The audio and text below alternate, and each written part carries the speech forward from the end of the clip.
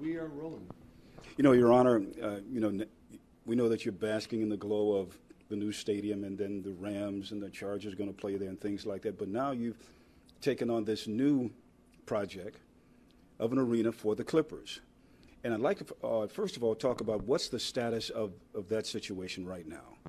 Well, right now, the City of Inglewood and an LLC representing the Clippers have entered into an exclusive negotiations agreement that has certain milestones that must be met along the way. It can extend no longer than 3 years. The first milestone is to provide a rendering and a plan of what is proposed for the project, and then we'll go from there, and that'll be probably another 90 days. From there, we'll go on and we'll negotiate and decide how much of the city's land will be for sale to conduct this project and what other ancillary needs there are. And it's our intent and hope that this results in the construction of an arena that would open sometime around 2024. So the Clippers, at least at the Staples Center right now, are planning on honoring their contract there? Absolutely. They've made every indication they intend on going through the totality of their lease, and if they have another option at that time, I imagine they would avail themselves of it. What are some of the roadblocks, the hurdles that you have to overcome in order to accomplish this now? Well, first of all, Jim, let's look in totality what's going on here. We reconstructed the Forum. The MSG reconstructed it in 2014. It opened, and from there we entered into negotiations with the Rams and the NFL, which resulted in the Rams committing to Inglewood in 2016, the Chargers committing in 2017 to construct what was a $2.6 billion, it's $3 billion and counting now, state-of-the-art NFL arena.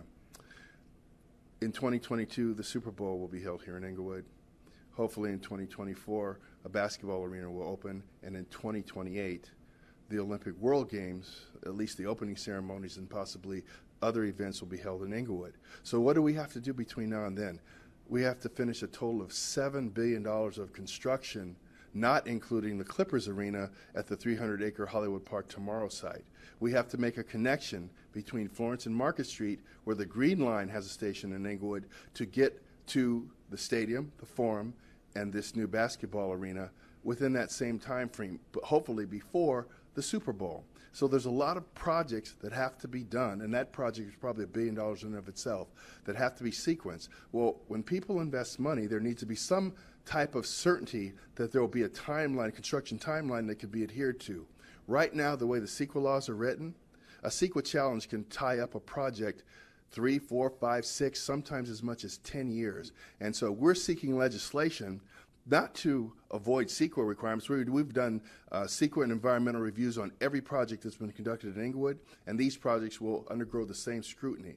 But what we're seeking is certainty that the CEQA review process will be conducted in a timely process so that we can know and adhere to a construction timetable. So we're seeking legislation through our Senator, Steve Bradford, who's been very courageous. It's Senate Bill 789, which will do a couple things. One, it will limit the time for a CEQA challenge when it's challenged in court to 9 months.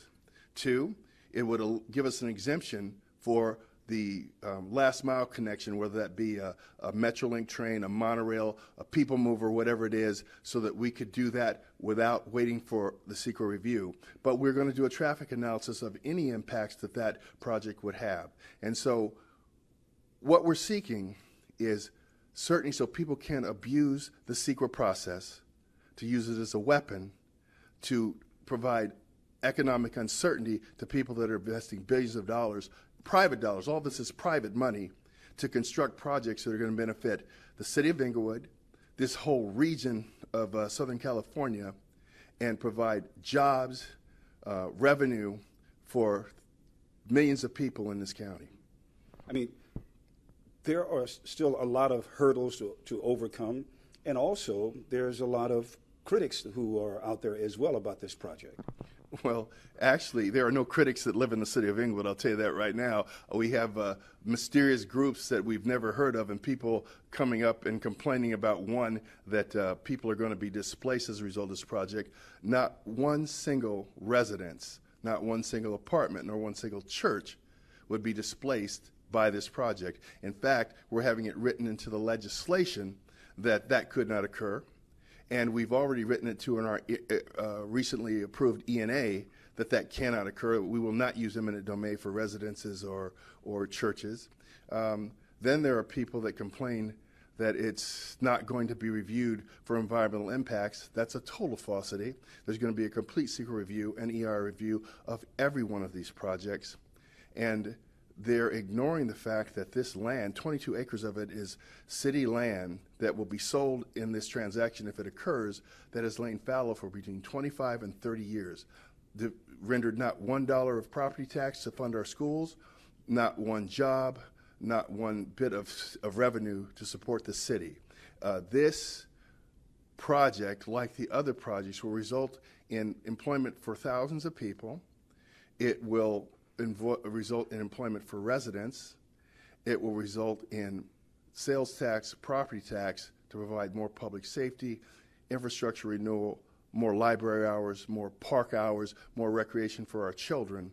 And so there are no opponents that are indigenous. There are competitors that see this as competition that would like to see this not happen. This is really kind of amazing because for the city of Inglewood, this is a win-win situation.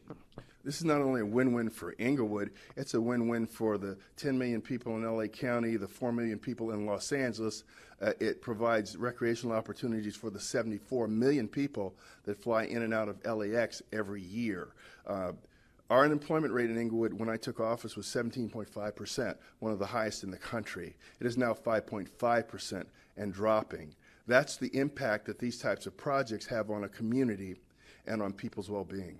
And I know you were talking about it, the city of Inglewood and your citizens are going to benefit from this. Even more so, or is it comparable to what the Rams are doing and the stadium that's there, or can you compare these two projects at all?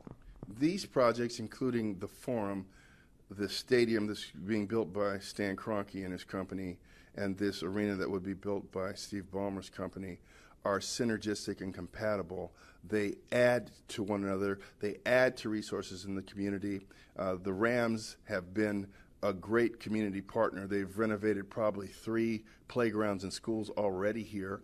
The Chargers have we're in discussions with them to do some community things. So we anticipate that Steve Ballmer, who already has the Vision to Learn program, he provided glasses for every student in the Inglewood Unified School District, and he was not even here yet.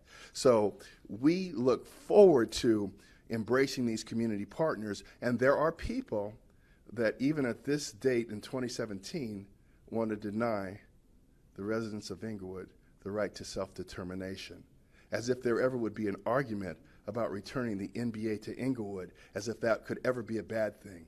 And so, yeah, we have people that are trying to turn a blessing into a curse, but we're all over it. What keeps you so motivated about this particular project?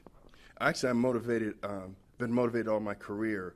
When I worked here as a policeman in 72 to 91, when I was police chief in Santa Monica, when I worked for the citizens of Los Angeles in charge of public safety and the counterterrorism approach at the airport, this is my responsibility. When I came back here to give back to the community that gave me so much, that gave me the start of a wonderful career. And what we're doing now, we're restoring the pride to Inglewood. We're restoring the ability to provide additional funding that the state can't provide for our schools, to provide opportunities for our children, to provide jobs for our residents that they so long had no opportunity for. So that's what motivates me, is that we have a black and brown, primarily black and brown community that is being responsible and exercising its right to self-determination, and we won't be deterred. How difficult is it on you sometimes when you know what you're doing is right and you hear those critics that are out there that are trying to distract you? Well, think about it. Just think about it. Think about the things that we've done here. How could any of these things be considered bad in any context for a city that was on the verge of bankruptcy? So when you say, how does this affect me? It doesn't affect me at all. There are 2 things that people don't give up voluntarily. That's power and money. This is considered a big shift economically in this county, and we recognize that, and we expect these things to happen. We expect people to attempt to protect what they believe is theirs, but no one owns the right to determine what we can aspire to and what we can be. And of course, you know, like we talk about the win-win situation, and you have every reason to believe that this arena will be built, and that the Clippers are going to live up to their obligations at Staples Center, and that everything will go the way it should.